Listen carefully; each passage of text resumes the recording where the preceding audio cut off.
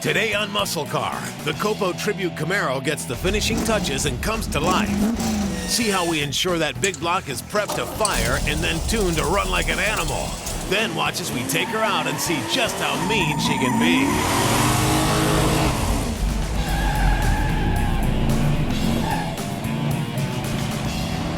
Well, it's been a good long while since our '69 Camaro COPO Tribute car rolled in the door. But today, the best part, we get to drive it. And one thing's for sure, this old girl's came a long ways in the short amount of time it's been here. The whole thing started right here with a limited anniversary edition ZL1 427 from Chevrolet Performance. Boasting an all-aluminum construction and high-performance internals, this thing is rated at 430 ponies, but that rating is far shy of its true potential. They were modeled after the iconic crown jewel of the Chevrolet big block family. The original ZL1s were close to 500 horsepower, feather-light, fire-breathing monsters that were originally designed for use in Can-Am race cars. But 69 lucky F-bodies were a rare recipient of these engines, as special ordered central office production orders, the legendary ZL1 COPO Camaros. Only 427 of these new ZL1s were ever produced, and ours is one of the last, number 426. It came with a period-correct Holley 4-barrel carb, a special certificate of authenticity, and even a limited edition jacket.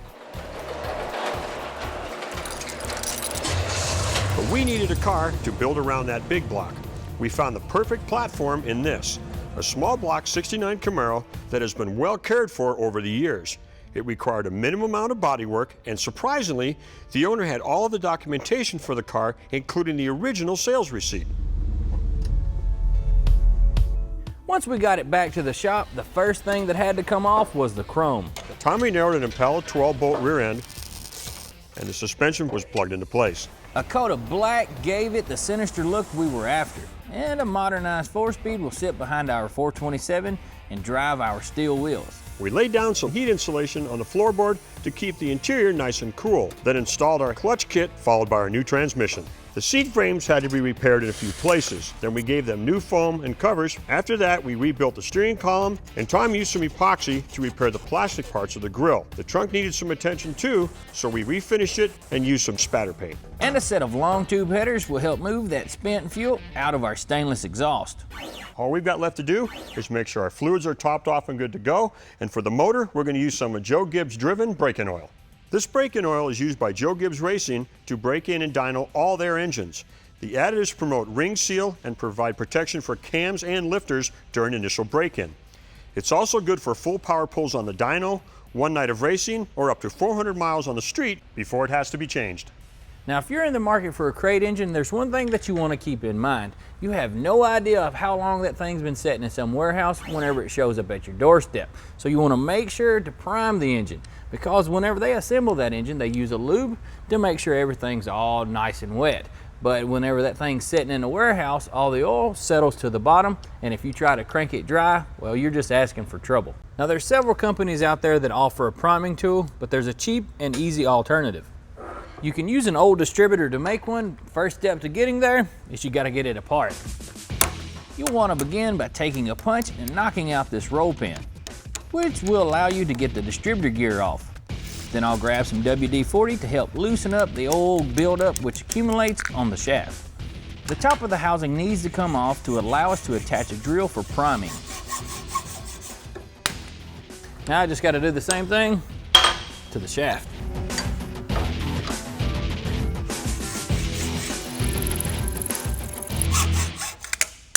Now we're going to cut up the distributor drive gear just a bit, because there's some parts of it we need and some we don't. We need the side that goes to the oil pump because that's what aligns it onto the shaft. But we don't need the gear part of it because to spin it, we'd be turning the camshaft also. With everything all cut up, we've got to do some cleaning. And to do that, we're going to use some CRC brake clean, because you don't want all this junk in your engine. A little flirt with the air hose will get the big chunks out of the way, and I'll get after these parts with the brake cleaner. Don't be afraid to use a generous amount, because you'll be sticking this thing in your engine. You want it to be clean. With everything all clean, we're ready to start the assembly process. Just slide the collar on. Then we're ready to slide it into the housing.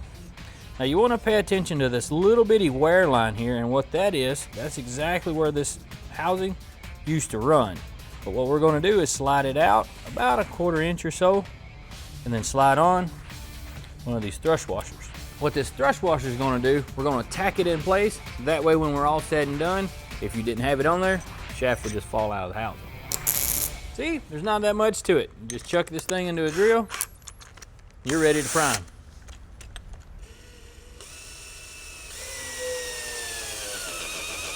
We just got primed. Still ahead, we tune the timing and the carb on the ZL1 big block and show you how to do it too. Then the Camaro rolls out on her maiden voyage.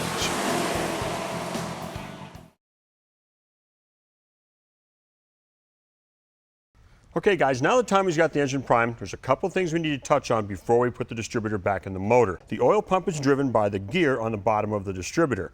Well, when Tommy removed this gear, in order to keep from turning the camshaft, we had to mate this end of the tool up, which is identical to the end of the distributor we have here. It will only go in one of two ways, either straight in or 180 degrees out. Now, when putting the distributor back in their motor, there's a certain area that most guys want number one to be, first for them to remember positioning and also to get the firing order correct. So what we'll do is drop it in the back to see if it will go, in fact, all the way in where we'd like it to be.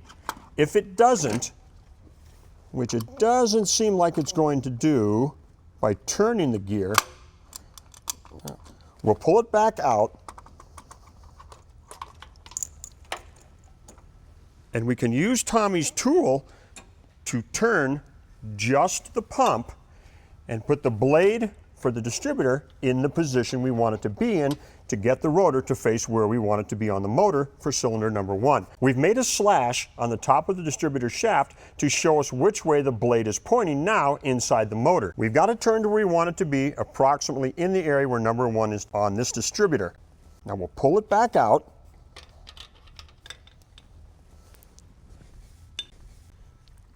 Reinsert the distributor and turn the rotor. Not bad.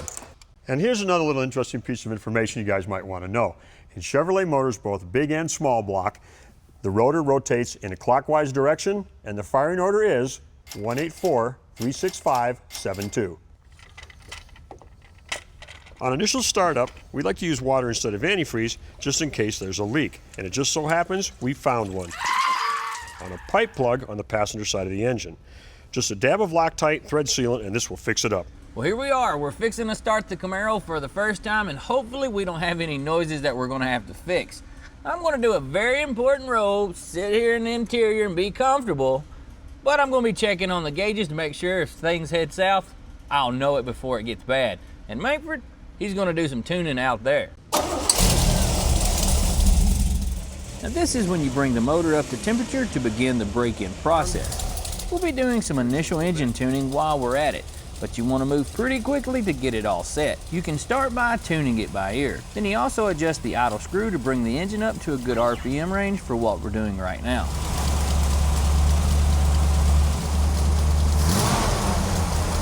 How much oil pressure we got, Tom? We good?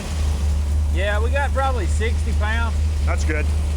Now the real timing can begin. We'll bust out the timing light, and it looks like we're running pretty high, 34 degrees.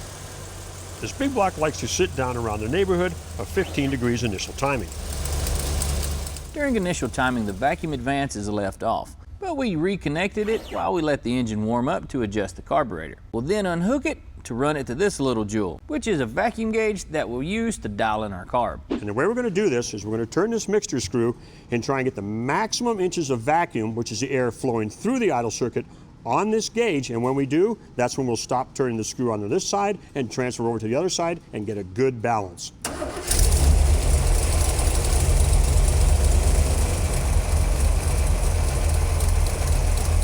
The needle might fluctuate on you, especially depending on your cam. Just keep an eye on the needle's highest point. That's one side.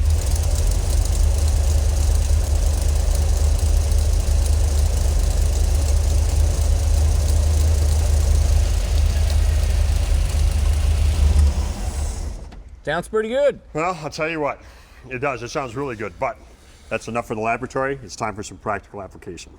Yeah, I'd agree with that. to disagree. There's one or two pieces, small things we should take up before he nope, hit the street. we'll do that. Goggles. Yeah, I do have a pair of shades. Goggles. Stick around and see the COPO spread its bias ply wings and fly. This car was built to burn rubber, and it treats those rear tires like a pair of roller skates.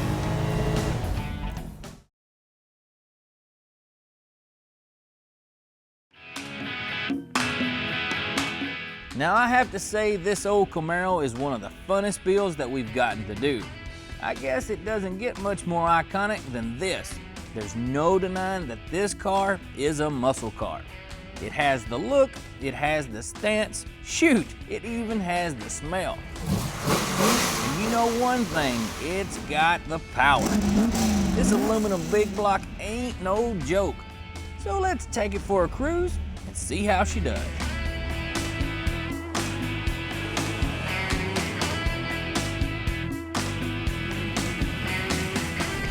Feels like an old muscle car. Kind of like what they're supposed to feel like. Plenty of pep. Yep, all the guys my age watching the show will be going, see that? That's it.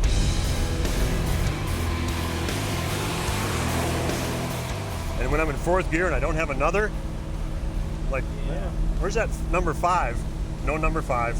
And I'll tell you what, this aluminum 427 feels pretty good. Yes, sir. Because I can tell underneath my foot that I'm barely on it. We're cruising in fourth gear. It's got tons of power to go.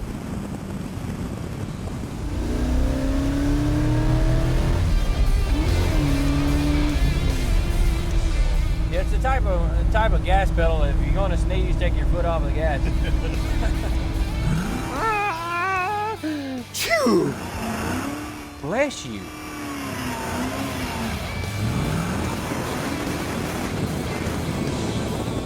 Our temperature's running good. It has not moved at all.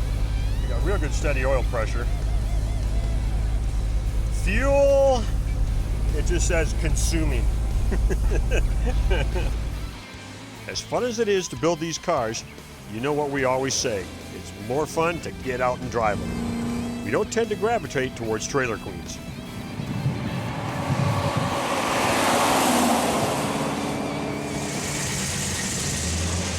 Woo! Well, looks like Mang sneezed again.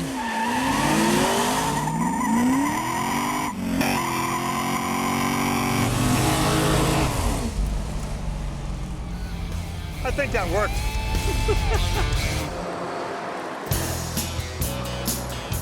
After a long, hard day of burnouts and sunshine, we decided we'd shimmy up to Nashville and see if we could show the car off a little. It's a beautiful car with the original hubcaps and everything.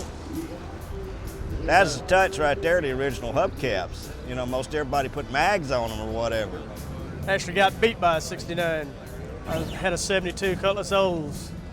Had the 350 Rocket in it. The muscle cars is better cars, stronger cars. These here go through a building.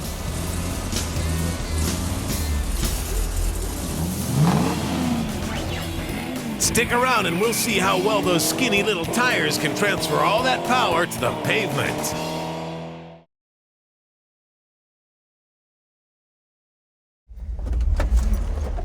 Well, guys, before we call it a day, we got one more thing we want you to see. So we swung by US 43 Dragway just to see what this old girl had in her.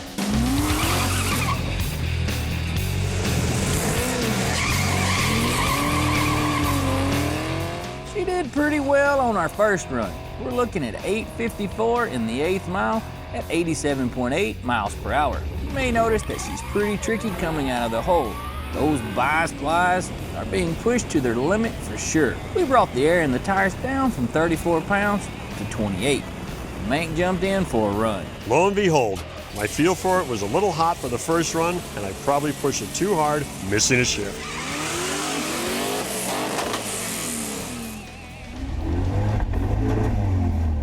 You may remember back at the Shelby meet in Tulsa, I did the same thing in a GT 500. And this is the face of someone who just missed second gear. Ha! Now, I don't know if you guys got to see all that, and I sure hope you did, because that right there, that sound, boom, pow, that's what it sounds like when you miss second gear, too. Remember that? Remember what you said? I do. One more try, and I'm finding that these tires still can't even begin to hang with the power this car is making under the hood. But at least we're having a good time. Even with the track prep spray on the surface that we're running, it's still having traction issues. That goes to show that when you're on the street with a powerful car, be aware of where that skinny pedal's at.